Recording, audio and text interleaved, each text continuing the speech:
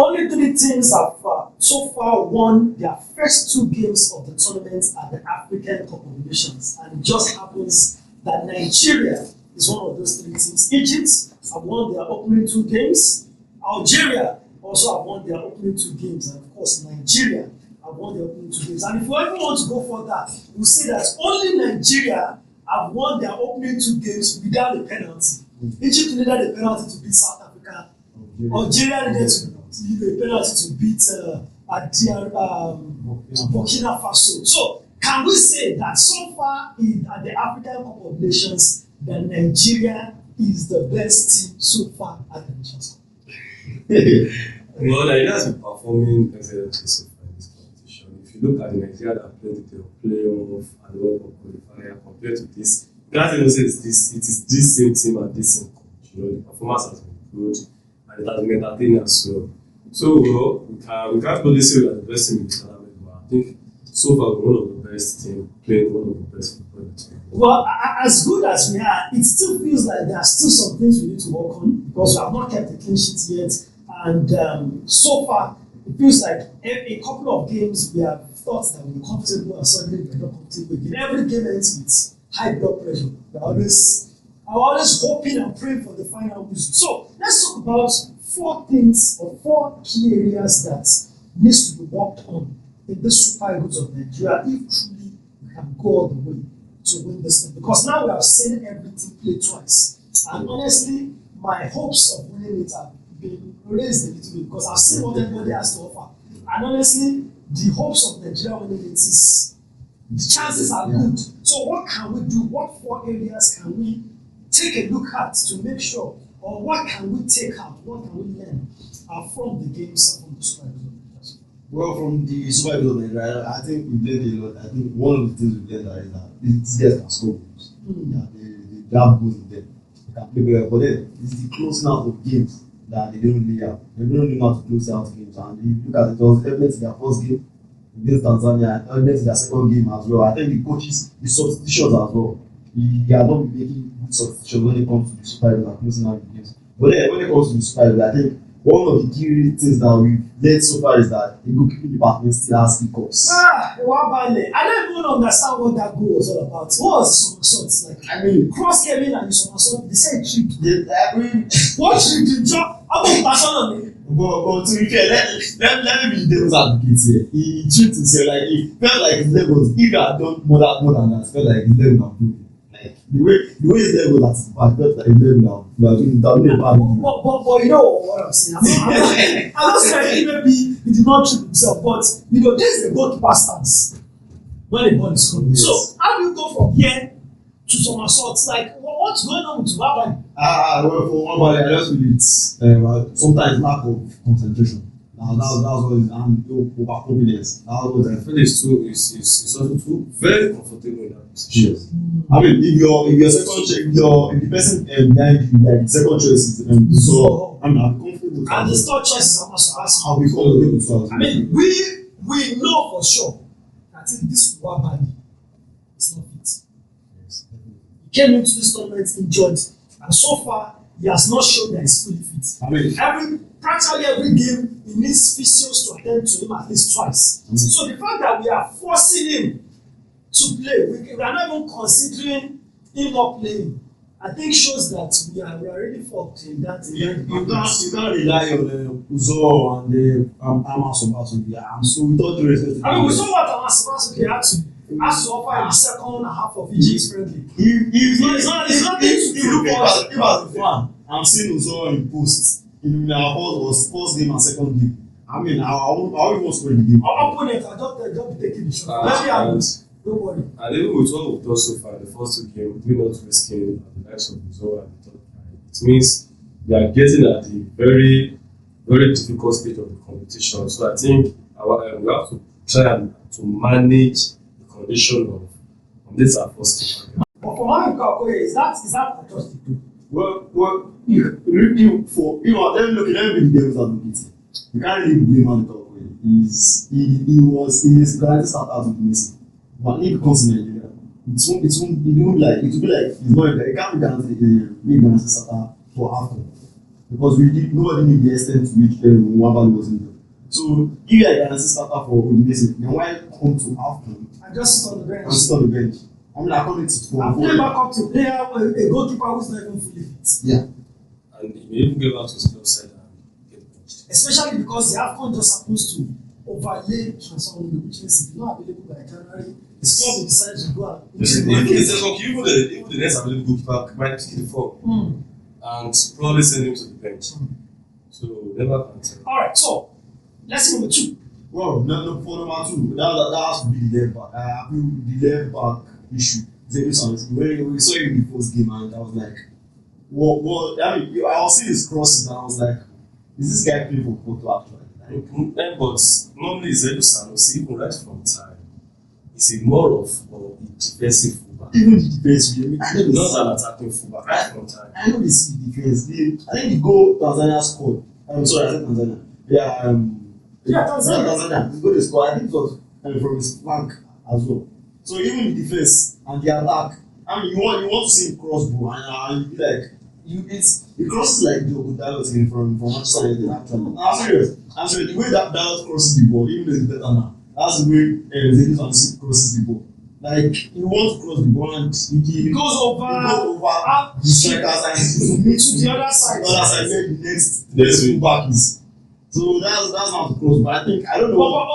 But when Chibi came in against Tunisia, and it feels like we grab our man. Yeah, I think. And you know the way we have been using our fullback in this competition, they were playing more or less like a wing back. They were good. Both Osai Samuel and Yes. now in the Yes.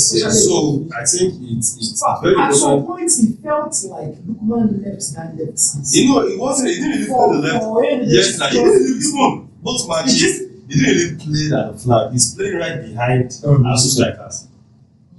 So I think that's the I like that kind of approach Chelsea is using in this game. No, non-African football, for us to be using the flank, crossing the ball, or try and create from flank. But now we're creating from the middle. We are trying to penetrate through the middle. So Anako Adams has been. So, but regarding our fullback, anyways, I believe with the type of approach Chelsea has been using in this competition, we need a balanced fullback. Or most importantly, a fullback that is good with the ball, not even off the ball, with the ball. That's a recent generation fullback, not all those old school like Sanusi. Like Father says, so that's it. Brighton Zahir Samuel has also been okay, but also our centre back, I think they are losing concentration at some point in time. Senior Jaya and the Kalabasi. Yeah, because if you look at anytime you under pressure and the other team attack. But against Tunisia, I only blame them the cross that the one that led to the first goal that we'd like to blame Wabali for, and then the handball.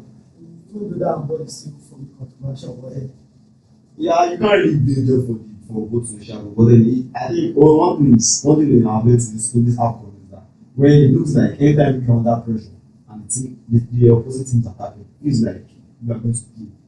So that's a big issue. Yeah, there's no that there are sometimes that when your team is under pressure and then you look at your defense or your centre backs, you can be rest assured that you can handle it. But Captain Passing and Semi Ajayi, if you look at a lot of them, it feels like okay, they might concede, but then you can't really blame them for both goals against Tunisia and also I feel they could have done probably a little bit better, but then I feel they are still our best. That's our best option right now. Let's say we won so far. I think Akwado's performance. The guy has been excellent. Playing, I can't even say he's even playing anywhere. Playing as a striker, supporting striker, right wing, left. You see him everywhere. He's everywhere. It's like chances, opening defenses, linking up plays. The guy has been excellent. And he's fleet-footed. He plays like a winger, just level overs. He knows how to beat his man. Yeah, I think for Akwado's he's been excellent. Like Revelation of the tournament for Nigeria. For Nigeria. How many dresses is revelation of the tournament? Yes. We signed briefly at the World Cup. Yes. So that was brief. But then I think this is where we're really seeing it. I think he's probably cemented his place alongside Victor Osimhen. Especially for playing two-man striker. Yeah. And then the last one. Victor Osimhen as expected. It's not going to be a problem because I feel like it may eventually be lead to a down. If the opponents know that all they have to do is get to Osimhen and they already know what happened against DR Congo, immediately Osimhen left the pitch. Then they tell themselves, let's get into this guy's head. I mean, in Europe, they do it every time. Yes, now. Get into your head, get you angry, get you sent off. I mean, what is going on with Osimhen? First game, he was substituted and then he acted up. Second game, he scored. It's a good thing. And then he seemed so hungry. You know, the referee had to. Even though the first game, there was a guy that matched him that is stood with the guy to like he wants to fight the guy. I think it needs to be cool. Is it a matter of you can take the ball from the streets and whenever take the street from the ball because he feels ready to fight at every time. Well, I just feel it's more like him being too passionate. When you're too passionate about something, it's now giving the vibes of a sports brat. You know, when you have a sports child. Or even pride. Yeah, pride, arrogance, sports like I'm the biggest player. There were times when his teammates were in a better position than he was, and then they played the shot, and I was seeing him getting angry or shouting at his teammates, and I was like, okay, you need to calm down. But he has also been giving some sitters, and he has missed quite a bit. So as much as he feels entitled that every pass must come to him, he has also not converted as much as we thought he would. Yeah, but I just feel it's more of him, the coach is getting to telling him, okay, the coach is telling him that okay, you need to actually calm down, you need to actually speak to him very well. You need to tell him, okay, you need to tell him, okay, this is the team sport. We are here to win, we are here, we have a goal, and our goal is to win the tournament. So you need every cooperation that you can get. And that has to be you keep your head calm. You calm your head because if you keep your head calm, that will be when you probably get you have to get into the defenders. Not the defenders getting into his head. Because if the defenders getting to his head, that will be very bad for Nigeria. Okay, ahead of Uganda now, we are calm. We are qualified. Yes. I can even say by the fact that to beat Tunisia, we have topped the group. Because even if Tunisia wins now, all they can do is level of point to those. Unless you go and lose to Uganda by 4 goals or 3 goals, that's when you can see that they will do top. So we are good. We are qualified. On to Uganda game now. What are we looking to see? Are we looking to see changes? Who should be rested? Who should be tested? Because so far, I don't like the kind of backups we have had. You know, when it's just like I said, when substitutions are done, it feels like the next guy coming in is not at the level of the guy that's left. So we need to test some of these other guys. You know, you don't win a tournament with just a starting level. You need the entire squad. So who are those players that needs to be dropped for Uganda so that some of other players can be tested? You know, personally, I'm thinking regarding for the 2 games we've played so far, our coach is like being under pressure to use as many of those guys as possible. And which I'm thinking is that's not the best way to handle situations like that. If you're a coach, you have your best 11 playing their best football. But at times we see veteran coaches like Jose Mourinho play 19 minutes with no substitution at times.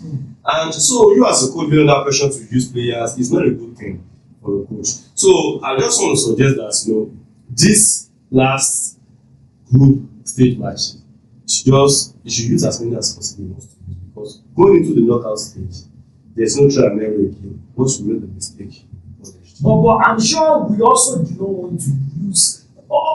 Tunde is talking as if you should change the entire starting level. But I know that we don't want to lose to Uganda because it's also not be good for us to finish second. So we'll still be trying to target a situation where we can still get a draw, at least to ensure at least we top at. It's not as if the rest of the team will not be available. They'll be on the bench. So you are saying change the entire starting level. It's not as if not changing the entire starting level. Okay, so who should be rested? I believe one of the centre back can be replaced. Okay, so Awaziem comes in for maybe Semi Ajayi. Yes, or Bassett, one of the fullbacks, or even the 2 fullbacks. So we are looking at maybe dropping Osai Samuel for let's see Ryan we really have not really seen. I also see So and then not from Wabali.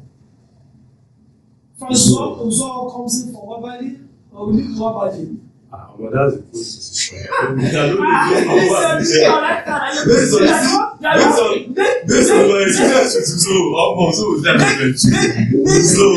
Make suggestions for the coach. or maybe we should go with Hamas. I don't even know Hamas at all. Uzo. I would prefer Hamas. Uzo. Well, anything might have changed. Anyways, but Let's not forget, he was sensational against Palestine against Manchester United. So how many matches? How many years ago? maybe you can bring that. That's when Ronaldo was at Manchester United. Ronaldo has almost forgotten that he came back to Manchester United right now. Maybe you can bring That's all that. that thing. Goalkeeper position is key, and there's no pairing. But this Uganda, they have not been able to win their opponents with games. Are you saying that even with the second spot this team, That's what I'm saying. that they will still get a draw against them? Morale. Like, even with Saw and Go, that won't be Yeah, a draw. mentally, they know their heart already. They may also come in with their bench, so that they want them to have power. Okay, so Wabali stays on. We change. We can change it I'll go with changing Nobody. I'm going to Bring it because of the change one of our centre back. Maybe right back. How about midfield in TT? Should we rest Ndidi and allow Onyeka? Play this position. Yes, I'll be the That midfield I haven't set it up. I'm thinking a situation where we can accommodate both Onyeka and Fisa Bashir. Can we afford to do that? Maybe rest both Iwobi and I think you should also maybe you should see Akisomiro too as well. Let's see Akisomiro in that midfield, exciting Bashir and Rafael Onyeka and Akisomiro. The three of them, I want to see how they are. Onyeka is a starter now. I mean, from the round of 16, I don't think we have the luxury of playing just Ndidi and Iwobi midfield. So we don't have to use Onyeka in this game. You have to use Onyeka. How about front? Osimhen plays. I'm sure Osimhen is targeting as a scorer. He won't want to go to the bench. But I really want to see Silidesas. I want to see Silidesas and Akwa Adams. So Silidesas and Paul Onachu.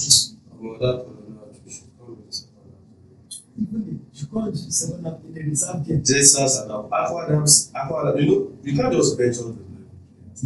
Even in our midfield, I'm not even expecting to bench everybody. Lukman rests. I mean, Lukman is one of the Look much of it. It's one of the contenders for best player. You should Come in second half. Look much I mean, there's still Musa. I mean, if Musa cannot do anything against Uganda. Total of how many changes out of the starting level do you think we are taking? Let's say 6, 7. Max of 7. So you should still have about 4 or 5 regular players who still starts. Well, if it was all like that, I know we have gone with it. An entire, a holistic That's change. the concept. But then this is the tournament. Because you have to create a form of synergy. I just feel We can't just put in players without profiling it. Yeah. So I'm saying Iwobi is still very important and key in that game because I know that I've watched Rafael Onyeka well. I know Onyeka well, but I still need a bit of creativity in the middle because I don't really trust the Bashir. Without due respect, yes. I always see him as a midfielder that wants to score, he likes to just go there to score, and things like that. So we still need the likes of Iwobi. Iwobi is a selfless player. Yeah. That's one thing I like about him. Yeah. He's a team player.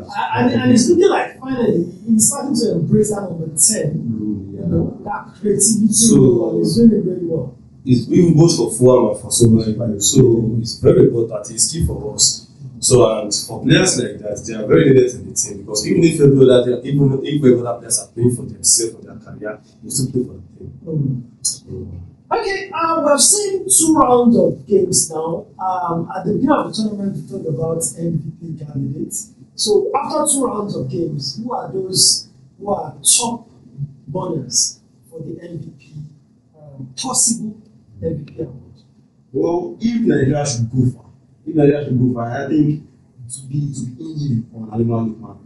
carrying us. The highest goal contribution right now at the AFCON, 2 goals, 3 assists. Yeah, so I think it's thinking how impactful and not throughout this tournament. So I'm saying Sorry for thinking too far, but if Ademola Lookman emerges as the MVP at the African Cup of Nations, can we push for another CAF awards for him? It's closer this list. if he does very well for I mean, we usually say that in the AFCON, the AFCON is all that matters, blah, blah, blah. AFCON is AFCON. Okay, let's say Nigeria wins and Ademola Lookman wins MVP. That's no. That's who neglects the club for the club. No, if Nigeria should be and Ademola Lookman can win MVP, I think you have a strong case. Yes, but it still doesn't assure. Yeah, it's not assured, but then you have a strong case for Okay, well, at the beginning of the tournament, we spoke about MVP candidates, and now we have played 2 games. Let's talk about those players who we believe have been exceptional and at this point can be termed candidates for best player of the tournament. Well, one player that comes to mind last week, 5 goal contribution. Yeah, he's been exceptional. 2 goals in 2 games. For Super 3 assists in 2 games. And I think if Super Eagles should go far, I think their going far might be hinging on how Ademola Lookman performs in this tournament. I mean, you might want to say, they have Victor Osimhen, but then you can't really bank on Victor Osimhen. I mean, Ademola Lookman. So now it's hot head right now. Ademola Lookman has been one dictating the show. Scoring goals and getting assists for the Super Eagles right now. So if Nigeria wants to go far, and if they eventually go far, I feel Ademola Lookman should be in the talks. If this happens, I mean, could we be pushing for maybe another CAF Player of the Year award? Definitely. I mean, if Nigeria should win and he wins MVP, I mean, what if Nigeria doesn't win somehow, some way? Maybe Nigeria gets to the semi-final, top place, and you obviously or run out. Yeah, still have a strong chance. Yeah, it's still a strong challenge. I said still have a strong chance of What if Atalanta does not win anything? Maybe that's top points. Yeah, we say it's a strong chance. If you are not saying it's going to collect it anyways, because it's also injured, it's all right performance. It's also this. Is there any African player right now? No. Hakimi has won it for last year. Is there any African player right now that is doing really well that we can say, okay, he's putting this person is already priming himself for player of the year? Not players. At least we have played 12 football played from August to December right now. I think we already have seen already. Right now, I don't think Grassi, Aubameyang, Osimhen, Brian Mbeumo. I think Mbeumo Ahmad, but Manchester United will They are playing for Manchester United will win it. So, all right, let's go back to MVP. MVP. So what are the other candidates? Yes, then Amad Diallo has also been playing well. 2 goals, but every goal that goes has scored this Yes, also Brahim Diaz of Morocco. Yeah. Even though one penalty, but at least it's doing well. Well, I would have gone with Musala, but then if you look at his performance, he has scored 2 goals, but has he has not really given that Musala of last season. It is because of the expectation. It has also been trying because when we heard of Musala, we are expecting a spectacular performance for him, but he has also it's also there. Stop. Mahrez. Mahrez 3 goals in 2 games. Mahrez has actually been one of the bright spark for Nigeria at this tournament. So I think he has also been taking things to if not for the fact that football has become a game of stars, there's this Cameroon guy, Namaso. That guy. Then the team that won that was yesterday. That guy too. We have been having exceptional players in this competition. Actually, football is excellent performance. So we've had several beautiful players. This AFCON has been a showcase of talent. So. All right, we wait and see.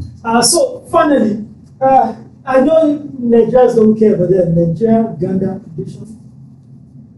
I'm going with the 3-1 for Even with your second team, you are still taking Uganda forward. If and only if you start probably Hamas or Maran. Okay, but you have heard from the guys. 3-1-4-1. Nigeria beats Uganda with our second team. Do you think we are that good? That with the second team, a well-changed side, we can still go ahead and destroy Uganda? Let's know in the comment section.